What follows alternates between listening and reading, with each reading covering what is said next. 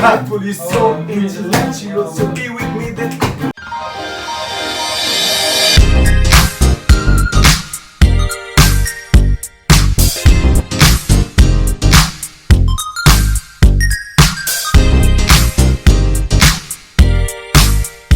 Hey guys, welcome back to my channel. Thank you so much for coming back to my channel and watching my videos.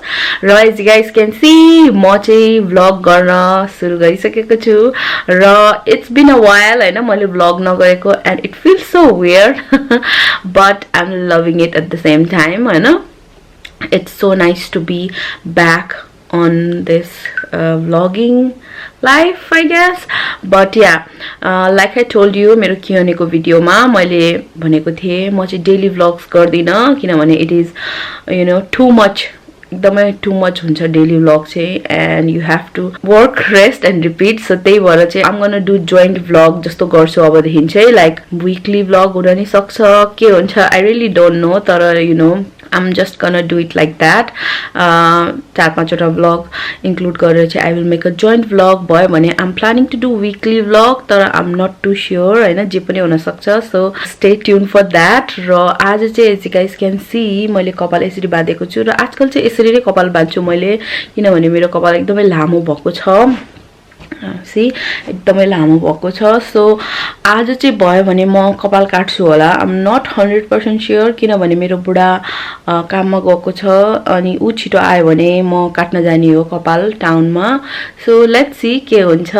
I will definitely update you guys है त. So guys मेरो बुढा भर्खरै घर आयो र हाम्रो अर्कै ठाउँमा जानुपर्ने काम आइसकेको छ किनभने मेरो बुढाको रिसेन्टली प्रमोसन भएको थियो र उले चाहिँ आफ्नो दाजुभाइहरुलाई चाहिँ खुलाउने भनेको छ. अर्को भाइसँग मिलेर उ पनि प्रमोसन भएको थियो. सो दुईजना मिलेर मेसिङ जस्तो बनाएर खानला छ अरु दाइहरुलाई बोलाएर. सो हामी त्यहाँ जान लाग्यो. उसको बुढी र म मात्रै हुन्छ. सो बेसिकली म चाहिँ त्यतिकै के हेल्प गर्न सकिन्छ कि भनेर जान लाग्यो अनि त्यता नै डिनर सिनर गर्छ. सो या कपाल चाहिँ आज काट्दैन मैले अनि या त्यही नै हो अपडेट. अघि हामीले केएफसी पनि ल्याएर खाएको थियो जुन चाहिँ मैले क्लियरली भ्लग गर्न भुले, बट या त्यही नै हो. यो हो हाम्रो केएफसी को खाली डब्बा जुन चाहिँ हामीले सबै सकाइसकेको छ. It was yummy. सो यो हाम्रो बेल अनि कराई पनि लिएर जाँदै हो यो चलाउनको लागि, मासु चलाउनको लागि. र मैले क्विक मेकअप पनि गरेको छु हल्का, as you guys can see. या रेड लिपस्टिक लगाएको छु अनि विङ्ड आइलाइनर. सो अहिले हामी अम्बिका बहिनीकोमा हो र कुकिङ गरेर हामीले भ्याइसक्यो. भाइ, म, मेरो बुढा अनि अम्बिका बहिनी भनेर बनाएको. And I will so you everything अहिले एकछिनमा खाँदाखेरि. सो या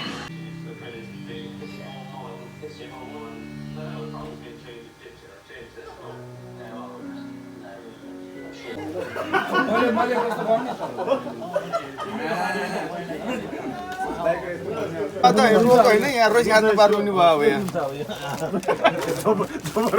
यो रुचे रुचे टाइपको अस्ति भइदिनु त्यो दुई जना आज रोसी खानी दिन ओमानतिर जान लाग्यो See you no man speech देऊ न speech ओइ अल द वे लाएर जाए ओमान संग म ओके तलाई के नेपाली कल्चर भन्दै त्यहाँ गएर Oh my god! Yeah!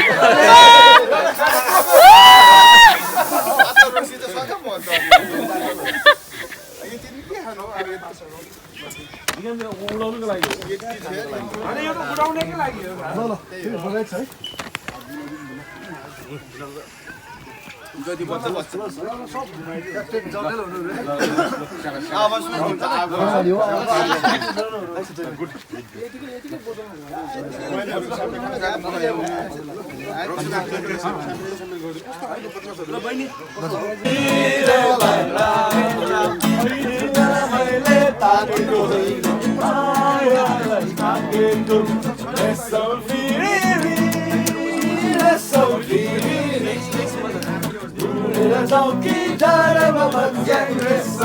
I said one more time. Oh, yeah.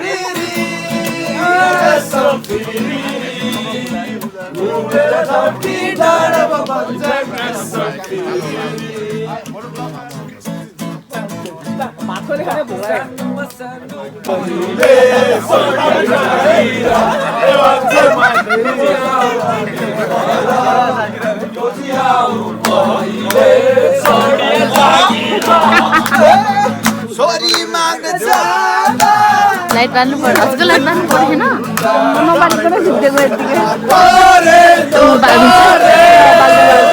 मजा गर्ने हेर्दै मलाई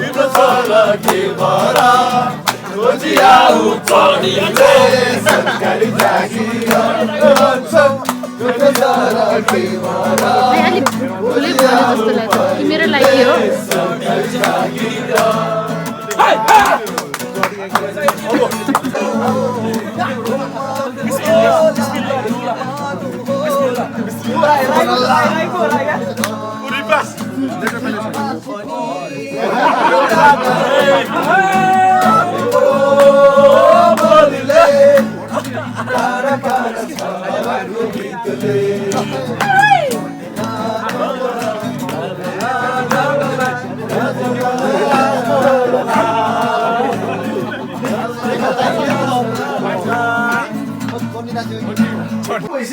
Dinner time, pork missing, salad, dal.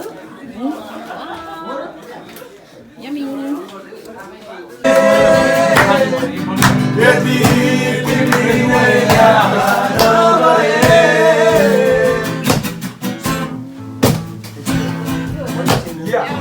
I don't wanna drama. It's this I don't need cause baby girl, you're so beautiful, you're so intellectual. So be with me, then I can be with you. Make you my wife, and always protect you. Today not tomorrow.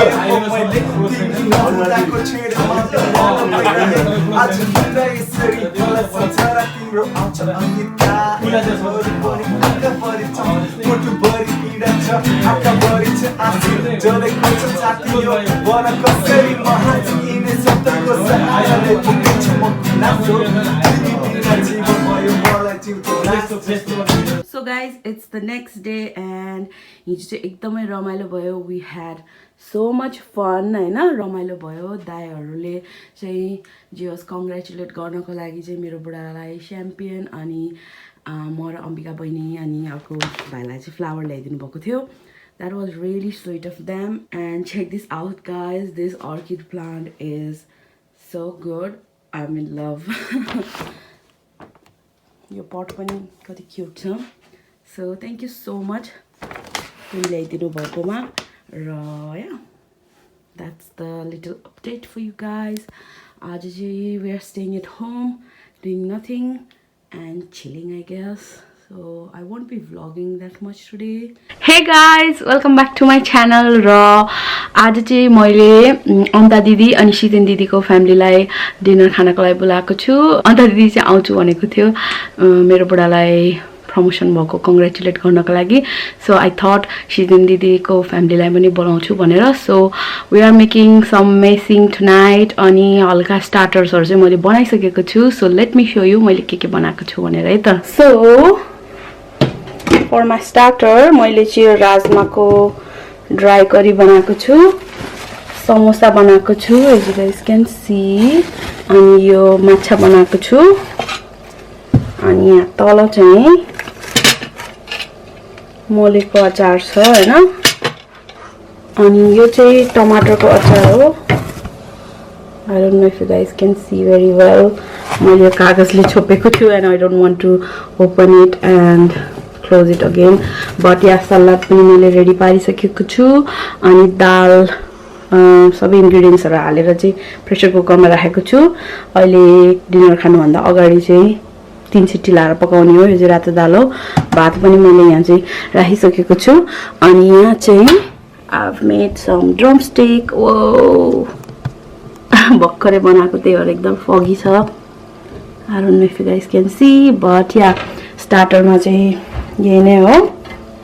अनि yeah, what's that? मेरो बुढाले अघि भर्खर pork काटिसकेको छ as you guys can see for mixing. र भाँडाहरु चाहिँ मैले धोएर सफा गरिसकेको छु. So yeah, that's that. We are just waiting for our guest and yeah.